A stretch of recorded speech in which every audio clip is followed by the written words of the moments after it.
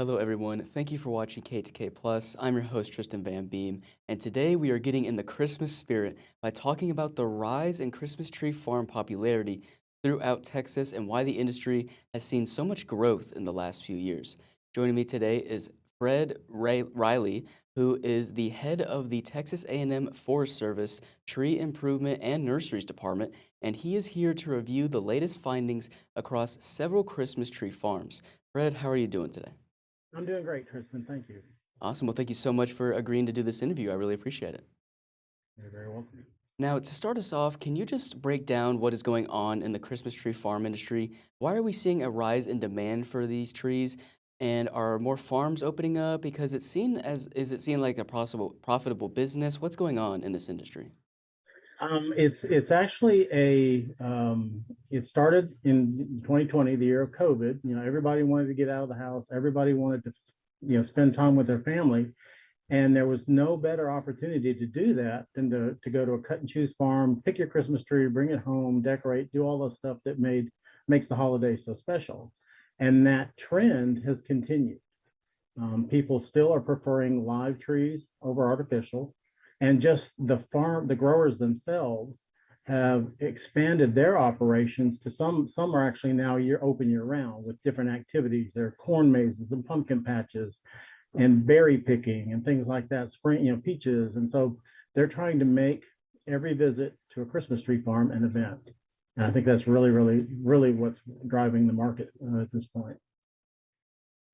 All right, so it's kind of just we've seen an overall, it started with people just being bored and wanting to start their own little business, but now even post-COVID, 5 years later, we're still seeing it as a profitable business for people to kind of get into, especially if they just want to have a little something on the side during the cold winter seasons. That's pretty much it.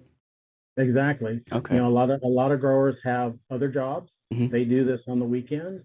Some of them have other farming operations, and this is just a little side hustle on that they enjoy, Hmm. and they don't do it necessarily as much for the income, but just for the real joy of being able to share what they grow, like any farmer does, what they grow with the public. In this case, it's Christmas trees, and giving them that real experience during the season. Well, that's amazing. And now that we know a little bit more about the industry, I just want to ask, what kind of field testing does your department oversee? How did you all come across this data about the Christmas tree farming growth? So we worked with Virginia pine, which is not a native tree to Texas. So we had to do very extensive testing. We made a lot of selections from populations native to Tennessee, Virginia, that area, brought them into Texas, worked with our growers to put in tests all the way from, say, Bowie up along the Red River to down to Beaumont, even a little bit farther south. We wanted to make sure that we got the full range of testing so we could identify which trees did really, really well across all the different ecoregions in the state. And then speaking of types of trees, what is the most common Christmas tree species that is grown in Texas, and why is that? Why is there a more popular one? So Virginia pine is probably the preferred species, the most popular right now. It's easy to work, and that's part of a result of some of the input we allowed growers to have during our testing process. We worked on data, looking mainly at adaptability, so that's survival and growth. We wanted to make sure they could get a tree, of product size in enough time, but it also had to be something that they were willing to work with that made a good tree for them. So we threw out things that, had poor form, really scant crowns, not enough limbs. And so with their input, we made that species very, very valuable for this industry. So it kind of just works out because it's one easy to work with, and then it's also very adaptable, so it can pretty much kind of thrive in most environments that you throw at it. That is correct. Yes. And then now I read in the press release that you sent us that smaller scale farms are actually making up more than half of the Christmas tree farms in Texas. Why are these smaller farms so much more successful than maybe a larger farm with hundreds of acres? Well, every Christmas tree farm is a lot of work. It's a lot of work to maintain the trees because it's a continual operation from planting the seedlings to maintaining, to replace the ones that have been cut, to maintaining, shearing the ones that are on the farm. So a lot of them, like I said, they have other jobs. This is just, something they can do on a side piece of their property. So and it's it anything really, really large becomes almost a a large operation that's almost too much to handle unless you have a really large group of support. So this is something that small families can do. They individuals that can bring in a few small employees. Smaller is always better. That honestly makes a lot of sense to me. So unless you want it to be a full-blown operation, it can be just a lot easier to maybe have 5 to 10 acres of land with, a few hundred trees, just so that way you don't have to employ, hundreds of people to just take care of all these trees. Okay. And you can keep it local. When you keep it Yeah. small, you keep it local. You bring in some local students, some Hmm. local folks from and help employ them for a little bit during the season. I didn't really think about it that way. That's awesome. And then what makes a good property for growing Christmas trees? Is it the soil? Is it the weather?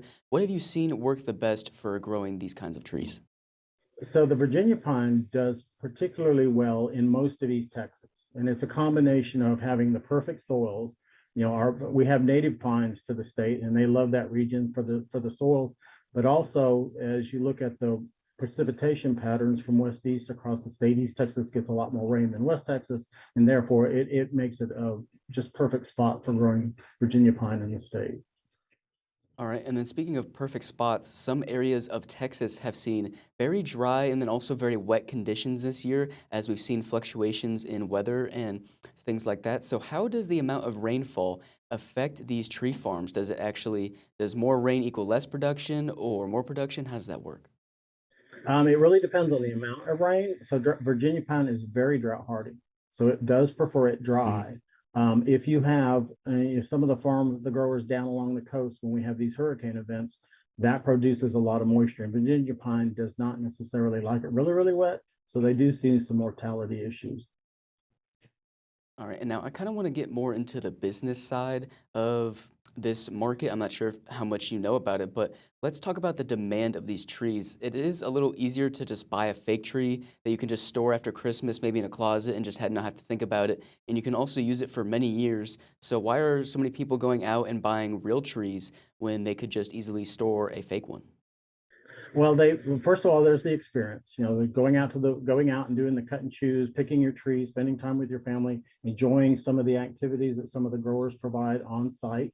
And then there are opportunities once you get that, of course, decorating the tree, having that aroma in your home during the season just makes it part of the season. But then there are opportunities at the end of the season to use that tree on your property to basically put out there. If you have ponds, they make great erosion control barriers. I know there are some scouting troops that actually will collect Christmas trees and take them down to the coast, and they'll use them for barrier support, erosion control. And there are opportunities, put out in your yard and let the wildlife enjoy it. So there are a lot. It's a recyclable product, and then so you get a lot more joy than just bringing it home. And then when you're done sticking it back in a closet, it's also very eco-friendly. That's Hmm. as a lot of younger families get involved in the cut and choose operations of picking out their trees. They really are making a conscious decision to support a green industry rather than buying something that's a petroleum-based product imported from out of overseas. I absolutely love that answer. I feel like I've seen so many Christmas movies where that's honestly just the whole experience of going out and getting your own tree just makes up for it, and the smell too. I've only had one real Christmas tree in my life, so I kind of forgot what the smell was like, but I've heard that it's actually very pleasant to have in the home, and it really brings in that holiday spirit. It does. It does. And then, so what is the typical price for a Christmas tree going around this time? And are we going to see any changes in the price, especially since the market in East Texas and Texas in general is just going so well? Based on the conversations I've had with growers, I don't think you'll see any large price increases this year compared to last because they've had such a good year Mhm. this year. So there's been no major impacts to reduce the supply. So since the supply is good, prices will be stable. Okay, and then how much does a typical tree go for? I'm not exactly sure how tall they grow or how big they are, but for example, just like an Uh, average size Christmas tree, how much would that be, you think? it usually depends on the size, Hmm. so the taller trees will go for more, $125 plus. Smaller trees might go for 50 or 60.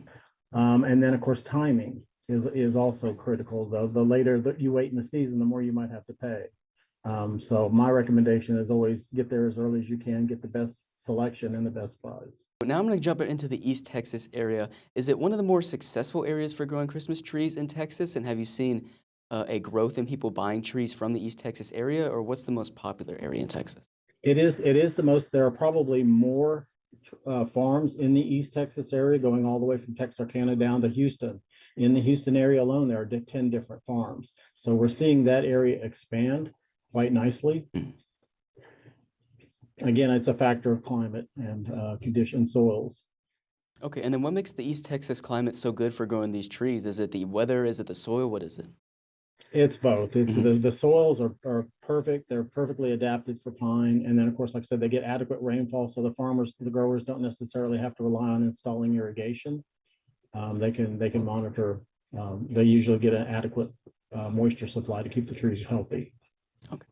And then I know it can be difficult to kind of talk about the future and what to expect, but does your team see a possible change in the Christmas tree industry in the future, considering weather pattern changes or maybe changes in the soil, or does it look like it's going to be stable for a little bit? I think it'll be fairly stable. There are some concerns, some of the old, it all depends on succession planning. So there are some, older growers that are not having their, basically getting out of the business. But I'm also seeing a lot of young individuals interested in starting a farm because it's a great little opportunity for everybody in a small family to get involved and do something green. Probably our biggest challenge as part of the Texas A&M Forest Service is our role is to supply seed to the Texas Christmas Tree Growers Association. And so we have to continuously be prepared to be ready to supply an increasing amount of seed. And that in itself can be a little bit of a challenge. Okay, so it's more just about keeping up with the demand and kind of seeing how the market goes rather than the weather, because the weather just might stay more consistent over the next couple of years. Right, right. I Okay. think so. I think so. And growers are more they're more attuned and are prepared to deal with weather. Okay, and then where can more people go to find out more information about the Christmas tree industry in Texas? I would recommend going to the Texas Christmas Tree Growers Association website. It's a great resource if you're interested in starting a farm, or even if you want to find out where is your nearest cut and choose farm near you. They have a find a farm tab that's excellent. You can click on that and look through the different farms that are in your area and the opportunities that they present as far as tree selection and other activities they might provide on their farm. Well, Fred, thank you so much for your time and sharing this story and all these great facts with myself and the viewers at home. I really appreciate you coming on doing this interview, and I hope you have a great rest of your day. Thank you. You're very welcome. Happy holidays. Happy holiday.